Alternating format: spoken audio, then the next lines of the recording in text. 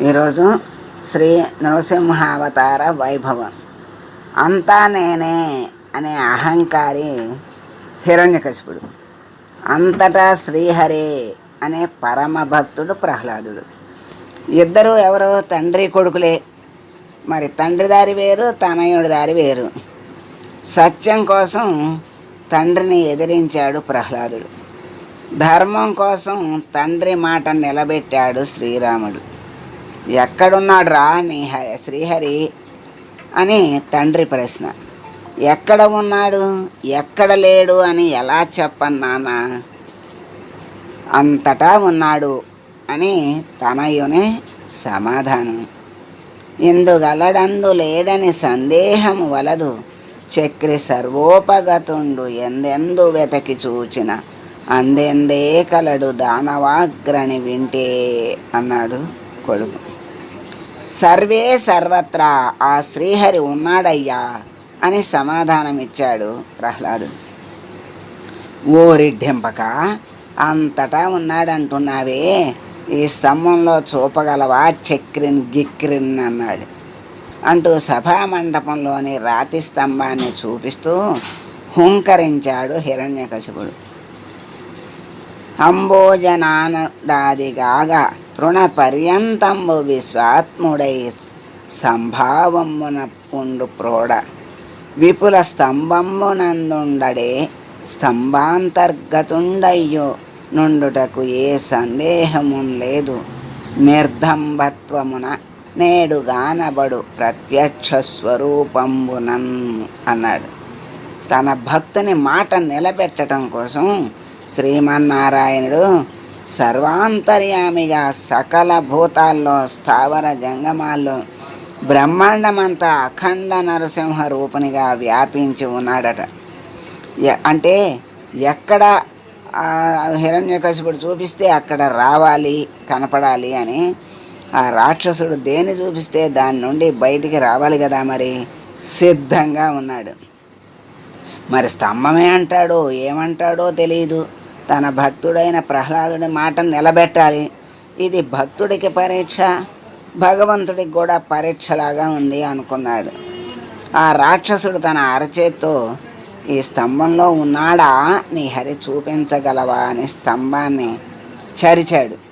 ఆ చరిచినంతనే నరసింహాకృతితో శ్రీహరి ఆవిర్భవించి గర్జించి జూలు విదిలించి దృష్టి సారించి కనుబొమ్మలు ముడించి నాలుక గిర్రున ఆడించి ఒక్క దూకుతో హిరణ్యకశిపుని బట్టి వాడి గోళ్లతో గరుడు పామును చీల్చినట్లు చీల్చి ప్రేవులు లాగి మెడలో వేసుకుని దిక్కులు పిక్కటల్లేటట్లుగా గర్జిస్తూ భయంకరాకారంతో సింహాసనమెక్కి కూర్చున్నాడు.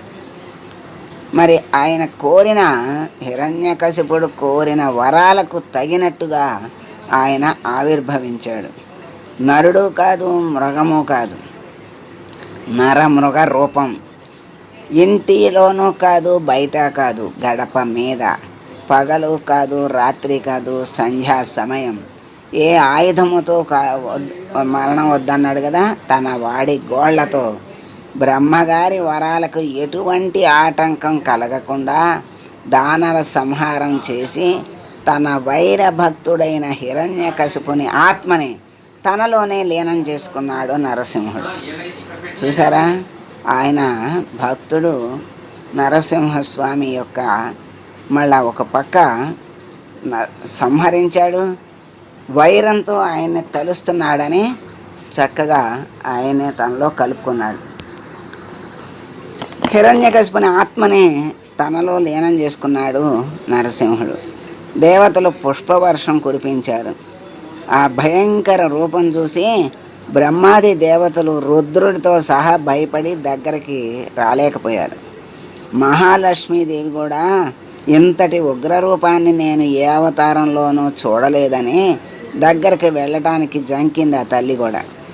ఏ పరమభక్తుడు ప్రహ్లాద రక్షణార్థం అవతారం దాల్చాడో ఆ ప్రహ్లాదుణ్ణి ముందు ఉంచుకొని సకల దేవతలు వినమ్ర రూపంగా పూర్వకంగా భయభక్తులతో అనేక విధాలుగా స్తోత్రం చేశారు.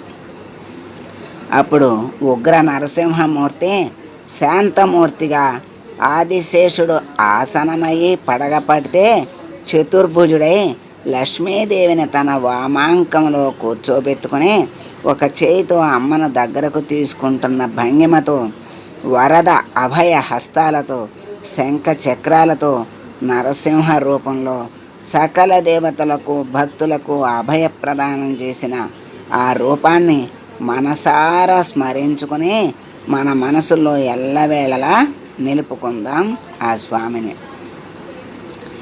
ఈ స్వరూపానికి సకల గ్రహ దోషాలు తొలగించే శక్తి ఉంది. ఉగ్ర నరసింహమూర్తి మంత్రాన్ని చెప్తున్నారు, సకల గ్రహ దోషాలని తొలగిస్తుంది. దీన్ని స్మరించటం మరి సకల శుభకరం. ఆ శ్లోకాన్ని కూడా మనం తెలుసుకుందాం. ఉగ్రం వీరం మహావిష్ణుం జ్వలంతం సర్వతోముఖం నృసింహం భీషణం భద్రం మృత్యుర్నమామ్యహం. ప్రతిరోజు శ్రీ లక్ష్మీ నరసింహస్వామి వారిని స్మరించటం సకల శుభకరం. ఈ మంత్రాన్ని మనకి కరోనా వచ్చినప్పుడు కూడా చాలామంది ఈ మంత్రాన్ని స్మరించమని పెట్టారు. సకల గ్రహ దోషాలే కాకుండా ఏ దోషాలైనా కూడా తొలగి సుఖ సంతోషాలతో వర్ధిల్లుతారు, సకల శుభాలు కలుగుతాయి అని మనకి చెప్తున్నారు. శుభం. నరసింహస్వామి వారికి జై చెప్తూ సర్వే జనా సుఖినో భవంతు.